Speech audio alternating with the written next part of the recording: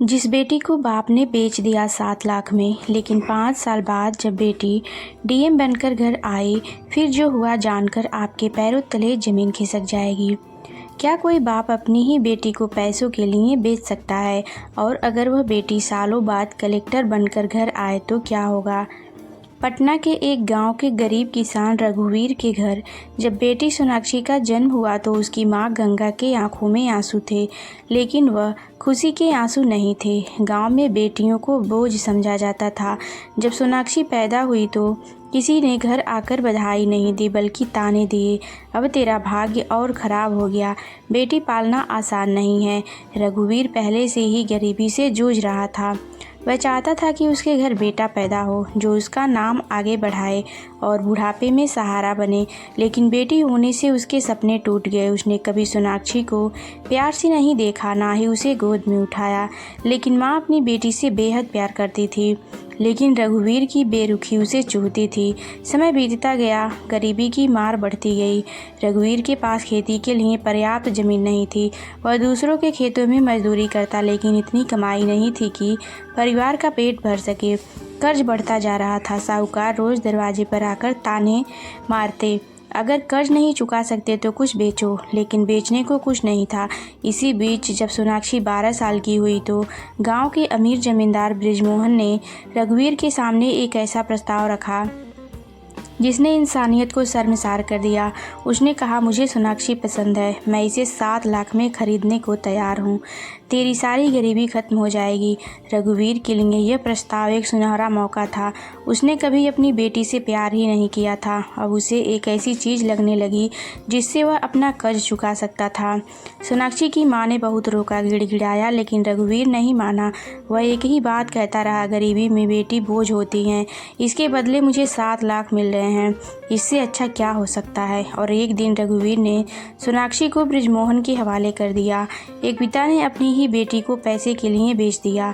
सोनाक्षी को जबरदस्ती बृजमोहन के हवाले कर दिया गया तो उसे कुछ समझ नहीं आया कि उसके साथ क्या हो रहा है। उसकी माँ दरवाजे पर सिर पटक पटक कर रो रही थी, लेकिन रघुवीर ने उसकी एक ना सुनी। वह 7 लाख रुपए लेकर खुशी खुशी घर लौटा, जैसे कोई बड़ी जीत हासिल कर ली हो। लेकिन जिसे वह जीत समझ रहा था वह उसकी बेटी के लिए जीवन की सबसे बड़ी हार थी। सोनाक्षी को घसीटकर बृजमोहन के हवेली जैसे घर में ले जाया गया। उसके चारों ओर ऊंची दीवारें थीं जहां से बाहर निकलने का कोई रास्ता नहीं था। जैसे ही वह अंदर पहुंची उसे एक अंधेरे कमरे में बंद कर दिया गया। कमरे में सिर्फ एक छोटा सा रोशनदान था जिससे हल्की सी रोशनी आ रही थी। सोनाक्षी को कुछ समझ नहीं आ रहा था कि उसे यहाँ क्यों लाया गया है। आंखों से आंसू थमने का नाम ही नहीं ले रहे थे। तभी एक बूढ़ी नौकरानी आई और बिना कुछ कहे एक थाली में रूखी सूखी रोटियां रखकर चली गई। सोनाक्षी ने भूख के बावजूद खाना नहीं खाया। उसे सिर्फ अपनी माँ की याद आ रही थी। कुछ घंटे बाद दरवाज़ा खुला और बृजमोहन अंदर आया। उसकी लालच भरी आंखें सोनाक्षी पर पड़ गई। अब से तू यहीं रहेगी, मेरे हिसाब से चलेगी, समझी? उसने कठोर आवाज़ में कहा। सोनाक्षी ने घबराकर सिर हिला दिया, लेकिन उसके मन में सवाल उठ रहे थे, क्या अब मैं कभी अपने घर नहीं लौट पाऊंगी? क्या पापा मुझे लेने नहीं आएंगे? दिन बीतते गए, लेकिन हर दिन सोनाक्षी के लिए और भी कठिन होता गया। बृजमोहन उसे बार बार ताने देता, तेरे बाप ने तुझे बेच दिया है, अब तू मेरी जायदाद है। वह चाह कर भी इस जगह से भाग नहीं सकती थी क्योंकि हर दरवाजे पर चौकसी थी। एक दिन उसने भागने की कोशिश की। जैसे ही नौकरानी खाना देने आई वह दरवाजे के पीछे छिप गई और जैसे ही दरवाज़ा खुला वह दौड़ पड़ी, लेकिन भाग्य ने उसका साथ नहीं दिया। बृजमोहन के आदमियों ने उसे पकड़ लिया और बुरी तरह पीटा। अब उसके शरीर पर सिर्फ घाव और जख्म थे, लेकिन उसके इरादे मजबूत होते जा रहे थे। उसने ठान लिया था कि वह किसी भी हाल में इस नर्क से बाहर निकलेगी। आखिरकार एक दिन उसकी ज़िंदगी में एक नया मोड़ आया। जब गांव में एक समाज सेवी संस्था आई तो वह किसी तरह उनके पास पहुंची और अपनी आप बीती सुनाई। संस्था के लोगों ने उसे छुपाकर शहर ले जाने का फैसला किया और यही वह दिन था जब उसकी तकदीर बदलने वाली थी। सोनाक्षी को जब समाज सेवी संस्था के लोग गांव से बाहर निकालकर शहर ले गए तो उसे यकीन नहीं हो रहा था कि वह सच में इस नरक से बाहर आ चुकी है। लेकिन यह उसकी आज़ादी की मंजिल नहीं थी, बल्कि संघर्ष की असली शुरुआत थी। संस्था ने उसे एक बालिका आश्रय गृह में रखा, जहाँ कई और लड़कियाँ थीं जो अपने अपने अतीत के जख्मों को सह रही थीं। पहली बार सोनाक्षी को एहसास हुआ कि वह अकेली नहीं थी, लेकिन उसमें बाकी लड़कियों से कुछ अलग था। उसमें हार मानने का कोई इरादा नहीं था। संस्थान के लोग उसे पढ़ाई करने के लिए प्रेरित करते थे, लेकिन गाँव में पली बड़ी सोनाक्षी के लिए यह आसान नहीं था। अंग्रेजी का एक भी शब्द उसकी समझने में नहीं आता था। गणित की गणनाएं किसी पहाड़ से कम नहीं थी और किताबों के भारी शब्द उसके दिमाग में नहीं समा रहे थे। कई बार उसका मन करता कि सब छोड़कर भाग जाए, लेकिन जब भी वह अपने अतीत के बारे में सोचती, उसका गुस्सा बढ़ जाता। उसे अपने पिता की बेबसी, माँ की चीखें और बृजमोहन के अत्याचार याद आते, और यही सब उसे आगे बढ़ने की हिम्मत देते। दिन रात मेहनत करने के बाद सोनाक्षी ने आखिरकार 10वीं कक्षा की परीक्षा दी। जब परिणाम आया तो उसे विश्वास नहीं हुआ। वह जिले में टॉप कर चुकी थी। यह उसके जीवन का पहला बड़ा बदलाव था। उसके संघर्ष की कहानी अखबारों में छपी और कई लोग उससे मिलने आए, लेकिन सोनाक्षी की असली मंजिल अभी भी दूर थी। उसने ठान लिया कि वह सिर्फ अपने लिए नहीं, बल्कि उन सभी लड़कियों के लिए लड़ेगी जो समाज के अत्याचारों का शिकार होती हैं। उसने यूपीएससी संघ लोक सेवा आयोग की परीक्षा देने का फैसला किया, लेकिन यह राह आसान नहीं थी। दिन में वह समाज सेवा का काम करती और रात में पढ़ाई में जुट जाती। कई बार नींद पूरी नहीं होती, कई बार भूख लगती, लेकिन उसने कभी शिकायत नहीं की। 3 साल की कड़ी मेहनत के बाद जब यूपीएससी का परिणाम आया तो वह पूरे देश में टॉप उम्मीदवारों में शामिल थी। अब वह एक डिस्ट्रिक्ट मजिस्ट्रेट डीएम बन चुकी थी।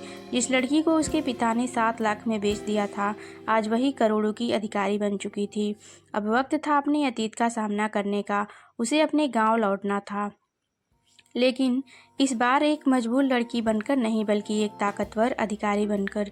जिस गांव ने कभी सुहानी को बेबसी में देखा था, वहां अब वह रफ्तार गाड़ी में डीएम की नेम प्लेट के साथ लौट रही थी। उसके साथ सुरक्षा गार्ड, सरकारी अफसर और प्रेस के लोग भी थे। पूरा गांव हैरानी से देख रहा था। क्या यह वही सोनाक्षी है जिसे उसके बाप ने 7 लाख में बेच दिया था? रघुवीर, जिसने अपनी ही बेटी को पैसे के लिए बेच दिया था, अब बूढ़ा हो चुका था। उसकी कमर झुक गई थी, आंखों में पछतावे के आंसू थे, लेकिन तब तक बहुत देर हो चुकी थी। जब उसे पता चला कि गांव में एक महिला डीएम आ रही है तो वह भी भीड़ में खड़ा था, लेकिन जब उसने देखा कि वह महिला उसकी अपनी बेटी सोनाक्षी थी तो उसके पैरों तले जमीन खिसक गई। उसकी आंखों के सामने वही 12 साल की मासूम बेटी घूम गई, जिसे उसने अपने लालच के कारण नरक में धकेल दिया था। सोनाक्षी गाड़ी से उतरी। उसकी आंखों में आत्मविश्वास था, चेहरे पर कोई भावात्मक कमजोरी नहीं थी। उसने गांव के विकास कार्यों की समीक्षा करनी शुरू की, लेकिन फिर वह अचानक अपने पुराने घर की ओर बढ़ी। भीड़ को चीरती हुई वह उस टूटी फूटी झोपड़ी के सामने खड़ी थी, जहाँ कभी उसकी माँ ने उसे अपनी आंचल में छुपाने की कोशिश की थी। रघुवीर कांपते हुए उसके सामने आया। उसकी आंखों में शर्मिंदगी थी। बेटी, उसने धीमी आवाज़ में कहा, लेकिन इससे पहले कि वह आगे कुछ कहता, सोनाक्षी ने कड़वी आवाज़ में कहा, कौन बेटी? क्या मैंने जन्म लेने के बाद से कभी महसूस किया कि मेरा कोई पिता भी है? रघुवीर की आंखों से आंसू गिरने लगे। वह पैरों पर गिर पड़ा। मुझे माफ़ कर दे, मैंने लालच में आकर बहुत बड़ा पाप कर दिया। मुझे नहीं पता था कि तू इतनी बड़ी अफसर बनेगी। सोनाक्षी ने एक पल को गहरी सांस ली। भीड़ देख रही थी कि क्या वह अपने पिता को माफ़ कर देगी, लेकिन उसने एक सख्त फैसले की घोषणा की। यह गांव अब बदलने वाला है। अब कोई और लड़की इस गांव में बेची नहीं जाएगी। आज से यहाँ लड़कियों की शिक्षा अनिवार्य होगी, और जो कोई भी किसी लड़की को बोझ समझेगा, उसके खिलाफ सख्त कार्रवाई होगी। रघुवीर अब उसके पैरों में गिरा था, लेकिन सोनाक्षी ने उसे अनदेखा कर दिया। यह उसके लिए बदले की जीत नहीं थी, बल्कि समाज में बदलाव लाने का पहला कदम था। सोनाक्षी ने अपने पिता रघुवीर को नज़रअंदाज कर दिया, लेकिन उसका दिल अभी भी अपनी माँ को देखने के लिए तड़प रहा था। वह उस टूटी फूटी झोपड़ी के अंदर गई, जहाँ उसकी माँ कभी उसके लिए दुनिया से लड़ती थी। वहाँ एक कमज़ोर बूढ़ी और टूटी हुई महिला बैठी थी। बाल सफ़ेद हो चुके थे, चेहरा झुर्रियों से भरा था, लेकिन आंखों में वही ममता थी जो बचपन में थी। जैसे ही माँ ने सोनाक्षी को देखा, उसकी आंखों में अविश्वास था। वह अपनी आंखें मलने लगी, मानो यकीन ही ना हो कि उसकी बेटी उसके सामने खड़ी है। सोनाक्षी ने एक पल भी इंतजार नहीं किया, दौड़कर अपनी माँ के पैरों में गिर गई और फूट फूट कर रोने लगी। माँ, मैं आ गई, मैं वापस आ गई। सोनाक्षी की आवाज़ में एक टूटे हुए इंसान की सिसकियाँ थी। माँ भी खुद को रोक नहीं पाई। उसने अपनी बेटी को अपनी बाहों में भर लिया, उसके बाल सहलाने लगी, उसकी आंखों से झरझर आंसू गिरने लगे। यह खुशी के आंसू थे, यह उस इंतजार के आंसू थे जो सालों तक उसने अपनी बेटी के लिए बहाए थे। बेटी, तू सच में मेरी सोनाक्षी है या मैं सपना देख रही हूँ? बूढ़ी माँ ने सोनाक्षी के गालों को छूते हुए कहा। नहीं माँ, अब कोई सपना नहीं, अब मैं तुम्हें कभी छोड़कर नहीं जाऊँगी। बाहर खड़ी भीड़ यह नज़ारा देख रही थी। कुछ लोगों की आंखों में भी आंसू आ गए। माँ बेटी के इस मिलन ने सभी को अंदर तक झकझोर दिया था। माँ ने धीरे धीरे सोनाक्षी के माथे पर हाथ रखा और कहा, बेटी, मैंने तो तेरा नाम भी लेना छोड़ दिया था, क्योंकि जब तुझे बेचा गया तो मेरी दुनिया उजड़ गई थी। मैंने हर दिन भगवान से तुझे वापस मांगने की प्रार्थना की, लेकिन मुझे लगा कि मेरी सुहानी मर चुकी है। सुहानी की आंखों में आग थी। माँ, मैं मरी नहीं थी, मुझे इस समाज ने मारने की कोशिश की, लेकिन मैंने खुद को जिंदा रखा और अब मैं उन सभी लड़कियों के लिए लड़ूंगी जो हमारे जैसी तकदीर लेकर जन्मी हैं। माँ अपनी बेटी की बात सुनकर गर्व से भर गई, लेकिन उसकी आंखों में डर था। बेटी, तेरे पिता तुझे अब भी अपना गुनहगार नहीं मानते और बृजमोहन वह तुझे फिर से खत्म करने की कोशिश करेगा। सोनाक्षी ने मुस्कुराकर कहा, अब कोई मेरा कुछ नहीं बिगाड़ सकता माँ। मैं अब एक डीएम हूँ, कानून अब मेरी ताकत है और मैं अब वह बदला लूँगी जो हर बेटी के लिए ज़रूरी है। माँ को अब भरोसा हो गया था कि उसकी बेटी सिर्फ उसकी नहीं बल्कि उन सभी बेटियों की उम्मीद बन चुकी थी जो अंधेरे में जी रही थी। गांव में हड़कंप मच चुका था। हर कोई फुसफुसाता, अरे, जिसे उसके बाप ने 7 लाख में बेचा था वही अब जिले की सबसे बड़ी अधिकारी बन गई है। लेकिन एक इंसान ऐसा था जिसे इस खबर ने सबसे ज़्यादा डरा दिया था, बृजमोहन। बृजमोहन जो गांव का सबसे अमीर और ताकतवर आदमी था, जिसने हमेशा कानून को अपनी जेब में रखा था, आज पहली बार कांप रहा था। जब उसे पता चला कि सोनाक्षी डीएम बनकर गांव लौटी है तो उसकी सांसें तेज हो गई। उसे अपने सारे पाप याद आने लगे। कैसे उसने सोनाक्षी को खरीदा था, कैसे उसे कैद में रखा था, कैसे उसकी हर कोशिश को कुचल दिया था। उसने तुरंत अपने गुंडों को बुलाया। यह लड़की जिंदा नहीं रहनी चाहिए। अगर उसने मेरे खिलाफ एक भी सबूत निकाला तो मैं खत्म हो जाऊंगा। लेकिन अब हालात बदल चुके थे। अब सोनाक्षी कोई बेबस बच्ची नहीं थी बल्कि कानून की ताकत थी। सोनाक्षी को खबर मिल गई कि बृजमोहन उसके खिलाफ साजिश रच रहा है, लेकिन वह घबराई नहीं। उसने पुलिस को आदेश दिया कि बृजमोहन के काले कारनामों की पूरी जांच की जाए। रात होते ही पुलिस की गाड़ियां बृजमोहन की हवेली के बाहर पहुंच गई। पूरे गांव की भीड़ जमा हो गई। सबके मन में सवाल था, क्या आज उस आदमी को गिरफ्तार किया जाएगा जो अब तक कानून से बचता आया है? बृजमोहन गुस्से में बाहर निकला। यह क्या हो रहा है? मेरे घर पर पुलिस क्यों आई है? तभी एक रोबदार आवाज़ आई, बृजमोहन, अब तेरे हर जुर्म का हिसाब होगा। सबकी नज़रें घूमी और उन्होंने देखा सोनाक्षी अपने सरकारी वाहन से उतर रही थी। उसकी आंखों में अब कोई डर नहीं था बल्कि बदले की आग थी। बृजमोहन ने जब उसे देखा तो उसके चेहरे से हवाइयाँ उड़ गई। उसने कांपते हुए कहा, तू जिंदा कैसे बच गई? सोनाक्षी ठहाका मारकर हंसी। बृजमोहन, तूने मेरी किस्मत को कैद करने की कोशिश की थी, लेकिन मैं आज तेरे लिए मौत का वारंट लेकर आई हूँ। पुलिस ने बृजमोहन की हवेली की तलाशी शुरू की। वहाँ से कई लड़कियों को छुड़ाया गया जिन्हें उसने कैद करके रखा था। अब गांव के लोग समझ चुके थे कि सोनाक्षी सिर्फ अपनी लड़ाई नहीं लड़ रही थी बल्कि उन तमाम मासूम लड़कियों की हक की आवाज़ बन चुकी थी। और बृजमोहन, वह अब पुलिस की गाड़ी में हथकड़ी पहने बैठा था, लेकिन उसकी आंखों में जो डर था वह साफ दिख रहा था कि अब उसका खेल खत्म हो चुका था। बृजमोहन की गिरफ्तार होते ही गांव में एक नई सुबह का आगाज हुआ। जिन लड़कियों को उसने सालों तक कैद रखा था वे अब आज़ाद हो चुकी थीं। पुलिस ने उसके गुप्त तहखाने से कई लड़कियों को बाहर निकाला जिनकी आंखों में डर था, लेकिन अब उनमें उम्मीद भी थी। सोनाक्षी ने उन सभी लड़कियों को गले लगाया और कहा, अब तुम्हारी तकदीर कोई नहीं लिखेगा, अब तुम अपनी तकदीर खुद लिखोगी।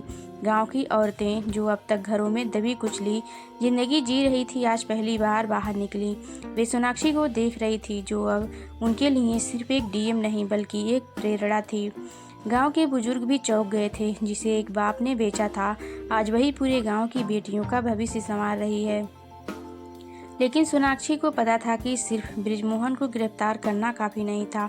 उसने गांव के स्कूल का दौरा किया और वहां के हालात देखकर चौंक गई।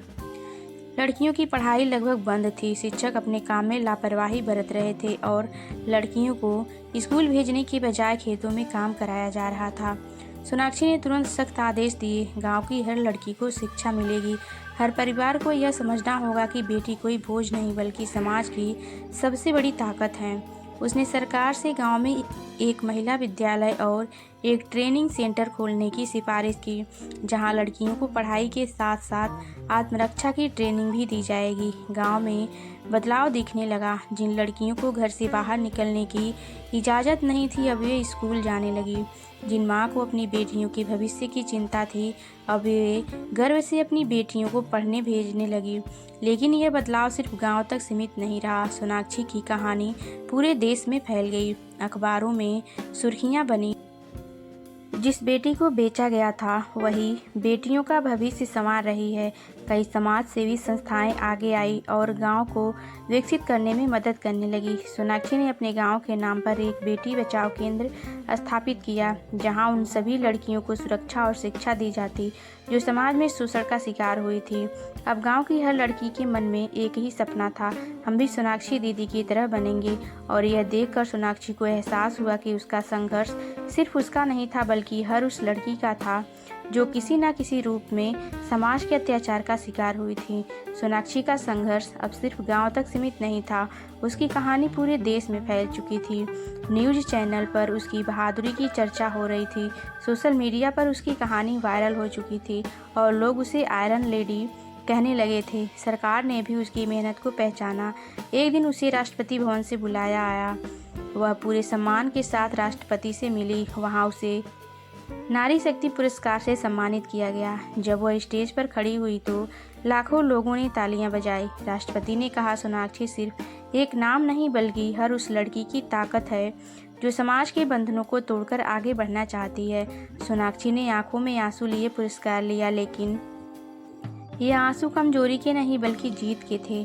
सम्मान समारोह के बाद जब वह मीडिया से बात कर रही थी तो एक पत्रकार ने पूछा, आपका सबसे बड़ा सपना क्या है? सोनाक्षी ने मुस्कुराकर जवाब दिया, मेरा सपना यह है कि देश में कोई भी लड़की अपने पिता के हाथों ना बेची जाए, कोई बेटी शिक्षा से वंचित ना रहे और हर लड़की अपने पैरों पर खड़ी हो सके। यह बयान सुनते ही लाखों लड़कियों को नई उम्मीद मिल गई। इसके बाद कई राज्यों की सरकारों ने सोनाक्षी को बुलाया ताकि वह अपनी योजना उनके गांव में भी लागू कर सके। उसने कई नई योजनाएं शुरू की, बेटी रक्षा योजना, महिला शिक्षा मिशन और स्वरोजगार प्रशिक्षण केंद्र। अब वह सिर्फ एक अफसर नहीं बल्कि एक क्रांति बन चुकी थी। गांव-गांव में उसकी तस्वीरें लगाई जाने लगी, लड़कियां उसे रोल मॉडल मानने लगी और उसके संघर्ष की कहानियां स्कूलों में पढ़ाई जाने लगी। लेकिन इन सब के बीच सोनाक्षी एक बार फिर अपने गांव लौटी। इस बार वह अकेली नहीं थी, उसके साथ देश भर के लोग थे जो बदलाव देखना चाहते थे। गांव की हर लड़की उसकी ओर देख रही थी और सोच रही थी, अगर सोनाक्षी दीदी कर सकती हैं तो हम भी कर सकते हैं।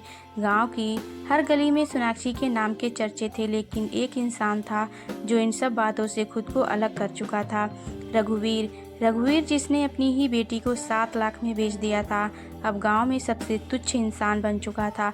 लोग उससे नफरत करने लगे थे, कोई उससे बात नहीं करता था।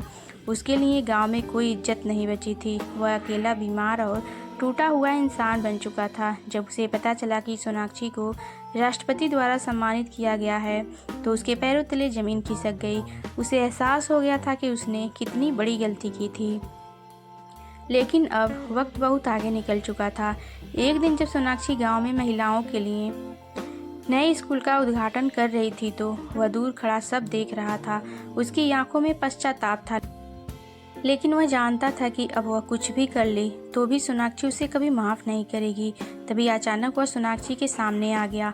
बेटी, मैं जानता हूँ कि मुझसे बहुत बड़ा गुनाह हुआ है, लेकिन क्या मेरी गलती माफ़ी के लायक नहीं है? रघुवीर की आवाज़ कांप रही थी, आंखों में आंसू थे। गांव के लोग चुप थे, सब सोनाक्षी की ओर देख रहे थे कि वह क्या जवाब देगी। सोनाक्षी ने एक गहरी सांस ली। उसकी आंखों में गुस्सा नहीं था बल्कि ठंडा सन्नाटा था। बेटी, तुमने मुझे उस दिन बेटी मानना बंद कर दिया था, जिस दिन मुझे 7 लाख में बेच दिया था। आज तुम माफ़ी मांग रहे हो, लेकिन सोचो उन बापों के बारे में जो अपनी बेटियों को प्यार देते हैं, उनकी परवरिश करते हैं और उनका साथ निभाते हैं। तुमने सिर्फ मुझे नहीं बल्कि बाप बेटी के रिश्ते को भी शर्मसार किया था। रघुवीर की आंखों में झरझर आंसू बहने लगे। मैं जानता हूँ मुझे माफ़ नहीं किया जा सकता, लेकिन अगर हो सके तो एक बार, सिर्फ एक बार मुझे बाबूजी कह दो, ताकि मैं चैन से मर सकूं। गांव में सन्नाटा छा गया। सोनाक्षी ने कुछ पल सोचा, फिर ठंडी आवाज़ में कहा, बाबूजी एक सम्मानजनक शब्द है जो एक अच्छे पिता को मिलता है। तुमने यह हक खो दिया है। अब मैं तुमसे कोई नफरत नहीं करती, लेकिन तुम्हें माफ़ भी नहीं कर सकती। तुम बस अपनी गलती के साथ जियो और देखो कि अब यह गांव किसी और लड़की की तकदीर नहीं बेचे। रघुवीर वहीं घुटनों के बल गिर पड़ा। उसने अपनी ही बेटी को खो दिया था और यह दर्द किसी भी सज़ा से बड़ा था। गांव में अब कोई उसे अपना नहीं मानता था। लोग उसे एक धोखेबाज पिता के रूप में देखने लगे थे। लेकिन सोनाक्षी अब अपने अतीत में नहीं जीना चाहती थी। उसने अपनी ज़िंदगी का मकसद तय कर लिया था। अब कोई और बेटी अपने पिता के हाथों ना बेची जाए। कुछ महीनों बाद सरकार ने उसके गांव को बेटी बचाओ मॉडल गांव घोषित कर दिया। यह गांव अब पूरे देश के लिए मिसाल बन चुका था। सोनाक्षी ने गांव में एक बड़ा स्कूल बनवाया, जहां हर लड़की को मुफ्त शिक्षा दी जाती थी। लड़कियों को आत्मरक्षा सिखाने के लिए ट्रेनिंग सेंटर खोला गया। गांव के हर माता पिता को यह समझाया गया कि बेटी कोई बोझ नहीं बल्कि सबसे बड़ी ताकत होती है। लेकिन सोनाक्षी की कहानी यहीं खत्म नहीं हुई। एक दिन जब वह एक बड़े मंच पर महिला सशक्तिकरण पर भाषण दे रही थी, तो अचानक लोगों की भीड़ में उसे एक छोटी लड़की दिखाई दी। वह दौड़कर उसके पास आई और कहा, सोनाक्षी दीदी, मैं भी आपकी तरह बनना चाहती हूँ। सोनाक्षी ने झुककर उस लड़की को गले से लगा लिया और मुस्कुराकर कहा, तुम मुझसे भी आगे जाओगी बेटी। इस एक पल ने सोनाक्षी को एहसास दिला दिया कि उसका संघर्ष व्यर्थ नहीं गया। उसने सिर्फ अपना बदला नहीं लिया था, बल्कि समाज की सोच को बदल दिया था। अब वह सिर्फ एक इंसान नहीं बल्कि क्रांति बन चुकी थी। गांव की हर लड़की के लिए वह एक उम्मीद, एक प्रेरणा थी। और इस तरह एक बेची गई बेटी की कहानी लाखों बेटियों की ताकत बन गई। जो बेटी कभी 7 लाख में बिकी थी, आज उसी बेटी का नाम इतिहास में दर्ज हो चुका है। जिस बाप ने उसे बेचा था, वह आज भी अकेले अपने गुनाहों का बोझ उठाकर जी रहा है। और वही बेटी आज लाखों लड़कियों की प्रेरणा बन चुकी है। सोचिए, एक दिन जिसे अपना नाम तक बताने में डर लगता था, आज पूरा देश उसकी मिसाल दे रहा है। जिसे पैसों के लिए बेच दिया गया था, आज वह समाज की सबसे बड़ी ताकत बन चुकी है। यह कहानी सिर्फ सोनाक्षी की नहीं बल्कि हर उस लड़की की है जो हालात से लड़कर अपनी तकदीर खुद लिखती हैं।